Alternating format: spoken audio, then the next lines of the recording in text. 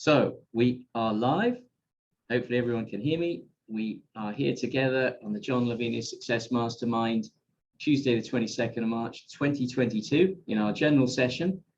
Mastermind group being a group you can join if you'd like to. On John Lavinia's Success Mastermind website, you'll find the details. We get together to offer advice, encouragement, mutual support, and ideas as a mastermind group. The idea being we all encourage each other to get forward towards our goals and our dreams.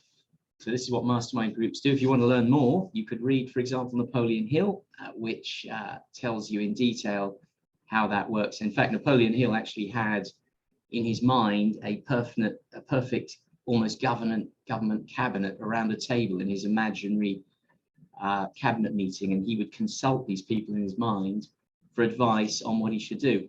A great idea, actually. So that's he assembled great and good people and inspirational people in his imaginary board meeting and spoke to them in his mind. So that's what he did. So you can learn more about that in Napoleon Hill's book. Anyway, today, as we're all dialing in, just a bit of housekeeping. It is Corporate Curios with Adrian Garner tonight, 5 p.m. Eastern Time in the US. I think that's still 10 p.m. in the UK until the clocks change very shortly. So I think it's still a 5-hour gap. So we, without much more ado, we'll get rolling today. I will open the floor in a minute, as we always do. Lovely to see everybody. I wanted to talk today about the river of opportunity and innovation, particularly about change. And this is because an ancient Greek philosopher, pre-Socrates, he was born about 535 BC, his name was Heraclitus. He said, you cannot enter the same river twice, which really makes one think. Of course, first reaction is he's gone crazy. Of course, you can enter the same river twice, but that's not what he meant. It's an inspirational thing once we get our minds into what it really stands for. We cannot enter the same river twice because everything, including the river and including ourselves, are in a constant state of change. So we can see the surface of this river, but of course it's always changing. Its composition, its flow, what is in it, it's always changing.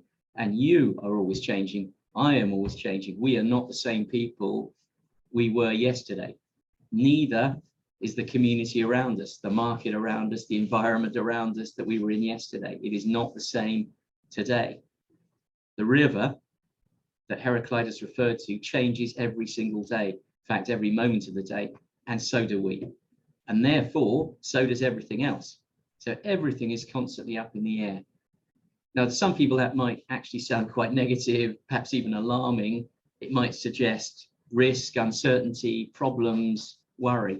But it's actually an incredibly positive thing if we embrace it in the right way. It presents an incredible opportunity because you're not the same person you were yesterday. Anything you try is therefore a fresh try through new eyes, quite literally and figuratively. Your eyes are new, your ideas are new, you're new today, you're different today. What could we do if we did see ourselves, therefore, as a new person every day? What could we achieve if every day we saw ourselves as a new person? And we saw the river of opportunity right in front of us as different every day, as new every day, flowing with new opportunities every day. Certainly in my case, it would give me a massive sense of liberty, possibility, and rebirth every day. Have you ever spent time perhaps sitting there regretting things, saying, yeah, I could have, should have, would have? The things people say, they're almost automatic, aren't they? We hear people saying, yeah, I could have done that, should have done that, would have done that, had I been able to. I've certainly said it. I know everybody probably has. But do you know, if we can't enter the same river twice, as Heraclitus tells us, then every day is a new opportunity with fresh water. Every day is change and is a chance to have another go. And with more experience than we had yesterday of that river. So just think of that. If we can't enter the same river twice, then every day is a new opportunity with fresh waters and fresh chances and opportunities to have another go. How would that make you feel if that was your waking series of thoughts? So we can stand there, we can look at the river, perhaps for hours. We can see its location, we can see the surface of the river, we can see the shape of the river. And we see, looking at the surface, an apparently unchanging situation. But that river really is in a constant state of change, as our lives are and our thoughts and efforts are. They're constantly evolving. And my perception of and thoughts on the world changed again recently fundamentally and perceptibly when the war broke out in Europe. Nothing was really as I thought it was, nothing. It's forced me to rethink everything. So every day things change, and we need to launch ourselves forward with fresh thoughts and new angles, new perspectives, fresh attempts and fresh approaches. But we also have to accept and believe in change and want to believe in it and its power. So if we only see the surface of that river, and for anyone just dialing in, Heraclitus, the ancient Greek philosopher, said you cannot enter the same river twice because it's always changing. So if we only see the surface of the river, then we're actually trapping ourselves and locking ourselves into one dimension, a dimension in which we can only see one outcome or one result. And that's what we will get because we can only see one thing, the surface. And in those circumstances, we're trapped in that dimension and cannot seek new solutions because they're not apparent, they're not readily available to us because our mind is seeing only the surface of the river, an unchanging river, which is not actually the case. In that mindset, we can't innovate, we can't try and change the outcome, and we actually become Einstein's insanity, doing the same thing again and again, but expecting a different result. As we've said to ourselves many, many times, we've reminded ourselves of that great quote. But instead, we can look at a river and see beneath its surface and realize that it is constantly changing and find new opportunity, innovation, freshness in that, courage in that, and drive and passion from that to have another go. So we can look deeper. Tolstoy said, everyone thinks of changing the world, but no one thinks of changing himself or herself. How true that is as well, how true that is. So we have to look beneath the surface and want change and embrace change and see the possibility of change, not get locked into that one dimension that will prevent us achieving a different outcome. Otherwise, we're on a hamster wheel and we'll get the same result time and time again from the surface of the river. You know, we can also choose to see only yesterday, and we can dwell on the water that slipped through our hands yesterday. I've certainly got enough regret over escaped water to fill 1,000 buckets. That's how I'd express it. And will it remain the case that I'll say could have, should have, would have with that escaped water that slipped through my hands? No, it shouldn't be. It could be, will do, shall do, must do. And that's the mantra of somebody that actually knows that you cannot enter the same river twice because it's constantly changing. Therefore, new possibility every single day, every time. Will do, shall do, must do, because there's nothing stopping me doing that. It's not regret, could have, would have, should have. It's will do, shall do, and must do when you see it this way. Those people know they can't enter the same river twice, and they know, therefore, they're entering a new river as a new person every single day. Every day, when we wake up, we could choose to feel the weight of the old day on our eyelids weighing us down. It's that horrible feeling. Or we could wait to a new day with fresh winds, new sun, new waters, and actually celebrate it and say, yes, it's different. It's not the day it was yesterday. So let's not mourn the old day. We can celebrate every new day. And it's not really as Macbeth told us. Macbeth would have had us believe that all our yesterdays have lighted fools the way to dusty deaths. That's not the case. All our yesterdays have not lighted fools the way to dusty deaths. The yesterdays are experience, so that when we welcome and embrace this new day and we look into the river that's changing, we can do something differently today from the experience of yesterday. So those yesterdays have lighted people towards experience in order to do something better. It's actually a positive thing yesterday. But we need to put the old day to bed at night, reconcile ourselves to it, last thing at night, perhaps before we sleep, pack it away and say it's done. Nothing I can do about that, it's done. Tomorrow is new and it's fresh, and so am I. I'm a different person tomorrow morning. And that's how I think we can best follow Hal Elrod's Miracle Morning approach. Celebrate the new day from the moment our foot first touches the ground as we get out of bed. We're a new person on a new day with our foot on the ground. Even the ground's changed. The Imagine that. So we're a new person every day, full of renewed possibility. That river we're talking about is new every day, bringing infinite new possibility with it flowing past us. And we can change the river and everything else. Everything changes every day, everything. There's another angle, though, on not being able to enter the same river twice. We can actually see the river as the physical embodiment of an idea. The river is real, we can actually see it in front of us, but our idea of the river is actually what drives us, what determines our approach to it and how we see it. And that's very important, because if we're not careful, we build an idea of the river that's perfect, perhaps unreal. And that perfect river, that unreality, that idea of the river, as we perceive or imagine it, can actually then determine our efforts and actions in the wrong way. We can end up with a fixed ideal or idea of the river. And fixed is the word. We can become obsessed with the idea and its perfection and how we perceive it rather than the reality of what it is. And the idea, like the river, is not like that in practice. Our ideas should be able to constantly evolve and change as the reality is constantly shifting and changing. We do not want to get into fixed, static thinking. That river in life is not static. It's not perfect. It's not set for all time. It definitely isn't. And the thing we have a fixed and perfect idea of is going to be different tomorrow. And that's reality. Reality changes constantly. So we've got to be able to embrace that change and that reality rather than ideas and ideals, which can lead us to the wrong conclusions. We've got to factor in change into our thinking and into our ideas of things and how they really are. We can stubbornly insist on perceiving only the idea of what we're trying to achieve, for example, and try to insist on that perfect idea, that perfection we're striving for. And that's fine, as long as we can take that idea of perfection simply as a guide in our work towards our goal. So, but it only works if we can also recognize that it's better to work towards the idea, to hold the idea and that perfection in our mind, but also to act on the idea in all its reality, rather than hold out for perfection. And we've talked about that many times.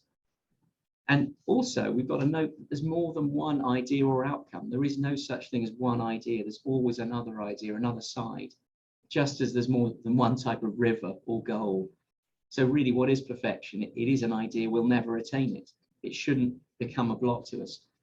We can try, we can strive for it, but we have to learn to celebrate and accept reality rather than perfection.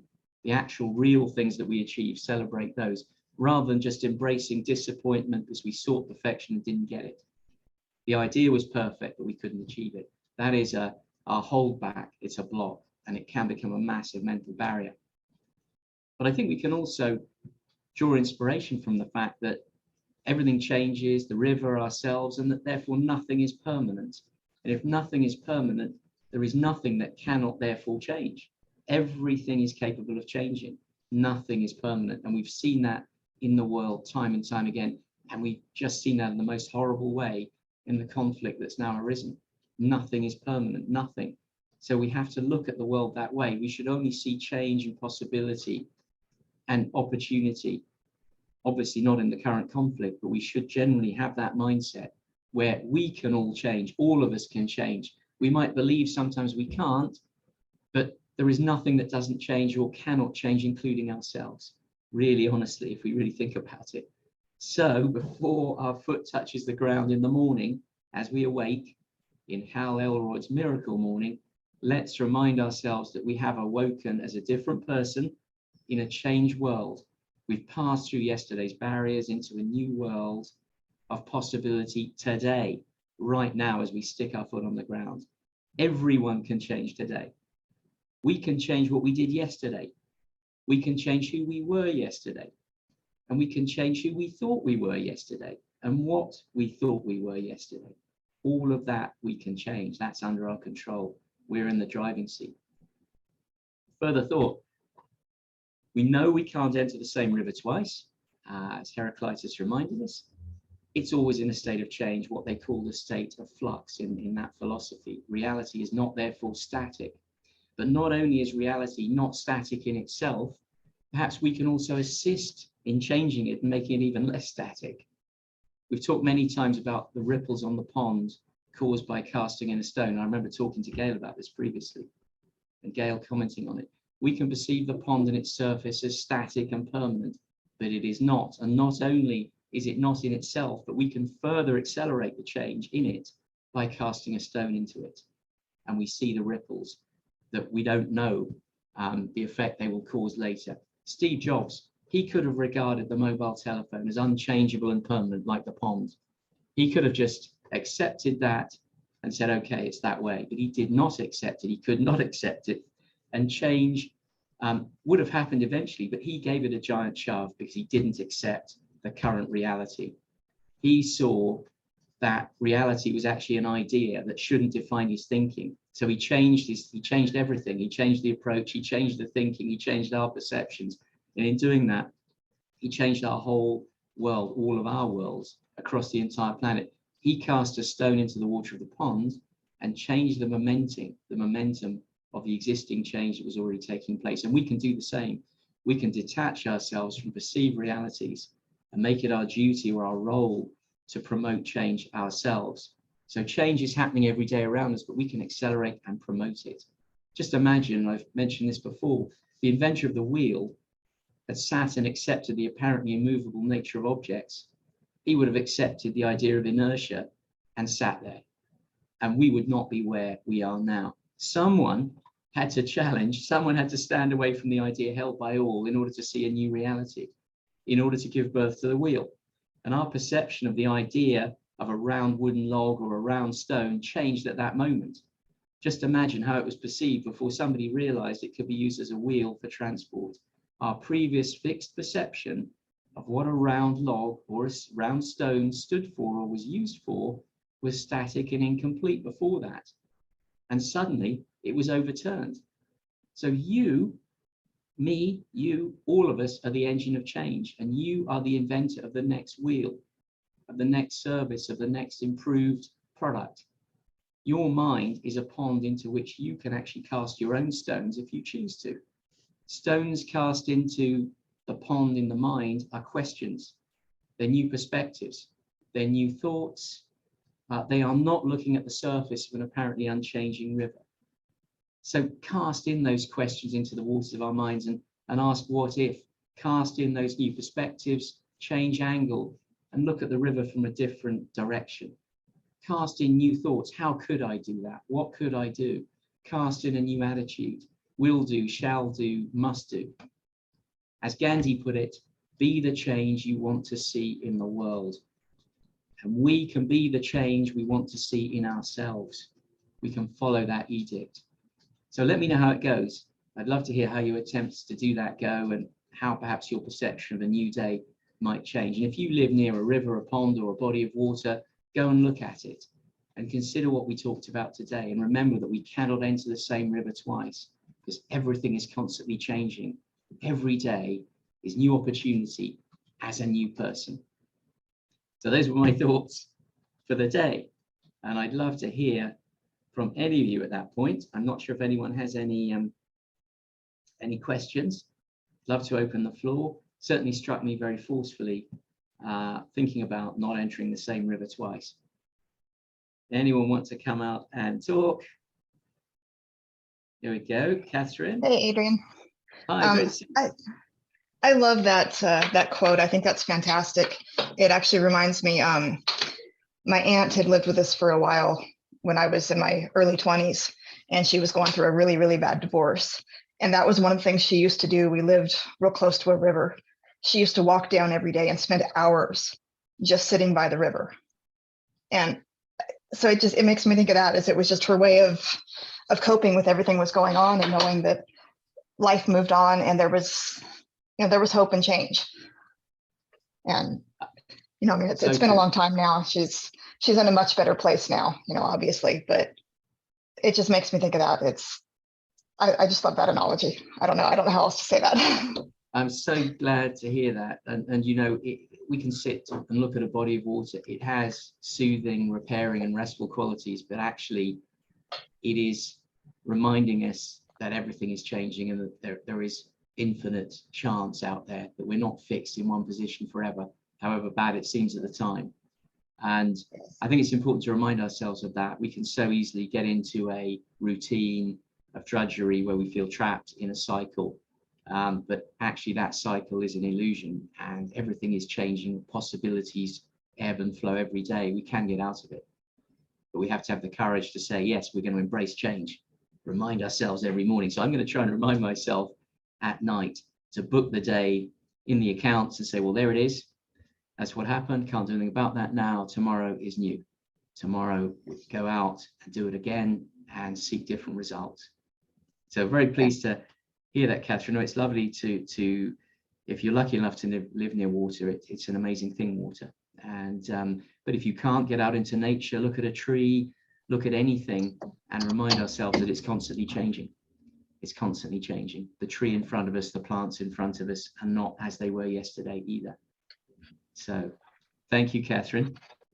And Thank you. I don't know if you've got any advice for anyone on how you tackle the day. I don't know if you run a miracle morning routine or try and say your mantras as you get up, but certainly I would like to remind myself that it's will do, can do, and how can I do it, rather than anything else, rather than being blocked and feeling blocked.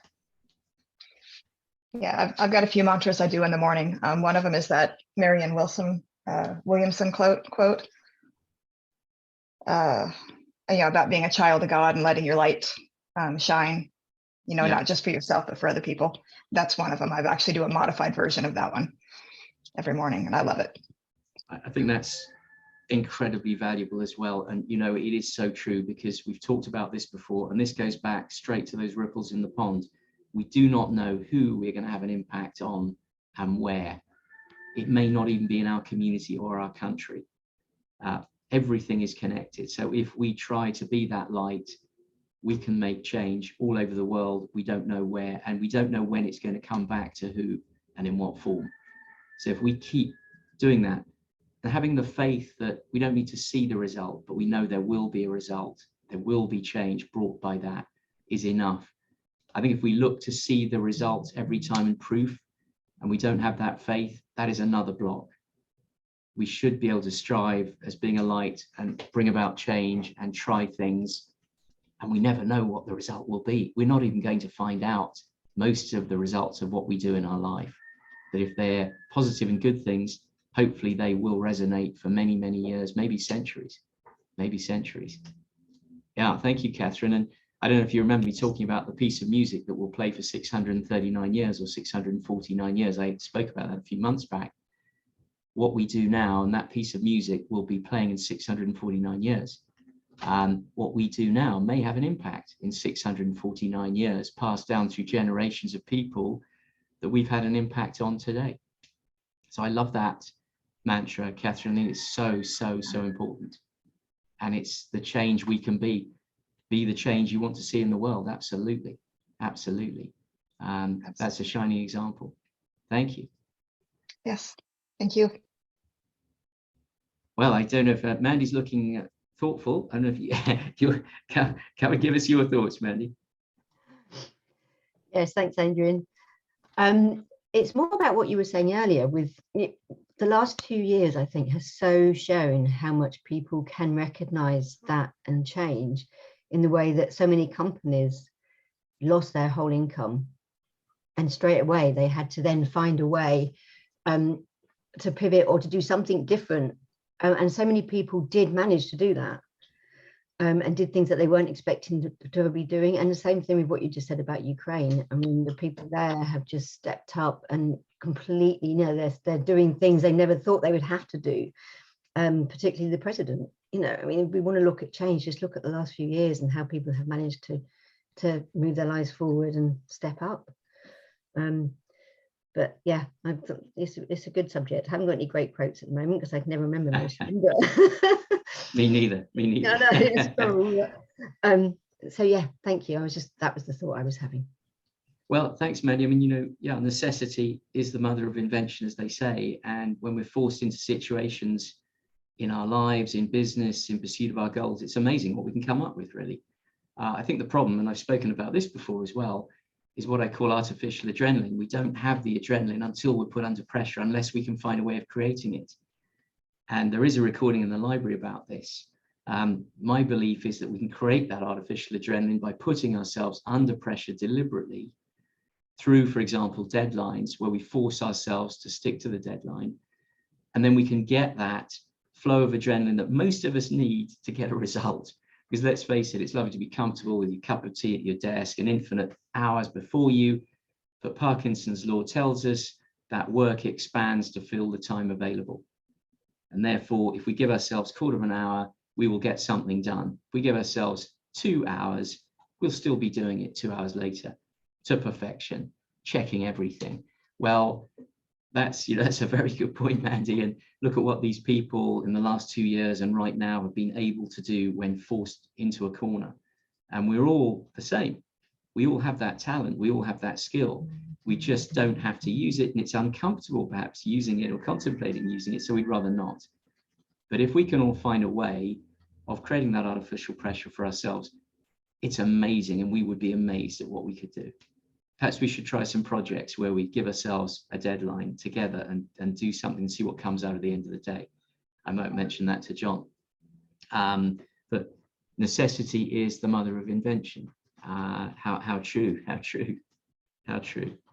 But I do think it's also about having an open mind. And this is something people in the group have spoken about before, feeling that peer pressure, feeling that community pressure, feeling the pressure of our upbringing where we might believe there's only one outcome and only one way, and we can't be different because we're not that person. And we don't identify with those other people because we're not like them.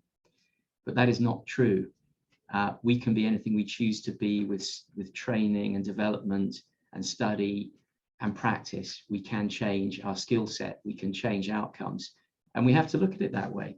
We have to see it that way. So we mustn't feel weighed down by this whole body of opinion and society and what people have told us we can't do. All these things are linked. Putting ourselves under pressure, but being able also to see the other side of the coin, seeing the world a different way and saying, I can be part of that. I can be part of that. That's the kind of mindset we need to have. And I know that everybody on this call certainly can do that. There's nobody here that can't do that. Always happy to talk about it. If anyone wants to, they can message in the group. But, I really, really do believe in the power of these things. And I watched an incredible film last night about Anthony Bourdain. It's very sad, obviously, ending. But he was suddenly given the opportunity, having worked in the kitchen all his life, to write. And he'd almost been waiting for that moment. He wasn't ready. He wasn't part of the writing community. He wasn't part of the broadcasting community. And suddenly, through having written a book, because somebody liked the way he expressed himself in the emails they were receiving from him, he got a chance to write a bestseller. And from that, he was invited to broadcast. So suddenly, here is somebody that never conceived himself. And he talks about anything on the other side of the kitchen door he was suspicious of. Suddenly, he's on the other side of the kitchen door. And he's now a famous broadcaster and best-selling author. And he had no training for that. He wasn't part of that background, that community, that part of society. He wasn't supposed to do it, but he did it. He got invited to do it. And everything went from there. We're all in the same boat. We can look beyond the kitchen door and say, yeah, we can develop different skills or try them, or just have a go beyond the kitchen door. Who knows who you're going to bump into? Who knows what change will flow down that river tomorrow and suddenly present you with a golden opportunity. So, I loved listening to the story of his life as well. That was inspirational and moving, obviously, incredibly moving. Well, Mandy, thanks very much for those thoughts. Did anyone else have any thoughts for today? Otherwise, it's going to be a very short session. Not sure if anyone else wants to add any advice or conclusions. I hope you're all getting on well. I hope it's going well for you, Catherine and Mandy and Lindsay as well. And nice to see Daisy on there. And Edward, I haven't spoken to you for a long time, but I know you listen avidly, and it's so great to see you on the calls listening. Here is Lindsay, and not sure if you have any thoughts for us today, Lindsay. Go ahead if you have. Edward, I know you always listen, and it's so great that you're there to feel your presence. So our thoughts go out to you in all these talks, and post any thoughts or questions or comments you have in the chat or in the Facebook group, by all means. If anyone wants to cover any topics, let's do that as well. maybe someone needs to come up with a group project where we put ourselves under pressure, like one of those day out where we have to build a bridge with 2 planks and a barrel or something like that. But we should try and do it and see what we're capable of, because I know you're all capable of what it is you want to do. You've just got to see things differently and believe they can be different. So those are my thoughts for today. Ivier is speaking later. It's the Corporate Curio session, which is a wonderful illustration of dealing with team problems, management problems, business problems from all angles, how to handle people, how to interrelate, how to manage people, how to create good relationships. Ivier covers all of those things with her wonderful stories. So if you can make that, that's 5 p.m. Eastern time, I believe, today, and 10 p.m. in the UK still. Yeah, it's 9 o'clock. 9 o'clock. Oh, it's 9 o'clock, is it? 9 So o'clock. it's Yeah, 9 we're an o'clock. hour Okay. behind now. Oh yes, because the clocks have Until gone forward in Sunday. the US, Yeah. but Yeah. not in the UK yet. So Yeah. we've locked off an extra hour. That's it. Yep. Good. Thank you for that, Maddie. So 9 o'clock, a nice early time in the UK, if anyone's able to. Unless anyone's got any more thoughts, I will wrap it up for today. We get a little bit of time back to go and look at the surface of that river and contemplate it and see what we can do tomorrow, as it will be different, and so will you be. So thanks for listening, and great to see everybody. Hope to see you later, and if not tomorrow, take care. And I think all of our thoughts go with all of us. We're all thinking of each other, which is the great thing about this group. Thank you so much for listening. Thanks very much, Lindsay. Thank you. Appreciate you being here. Thank you. Take care, everybody. It was so lovely to see you. Lovely to hear your thoughts. And as always, inspires me to go forward now for the afternoon and get on with it and do something great. So I'm going to try and do that. Thank you. Take care. Thanks, Adrian. Bye for now. Bye. Bye. Bye.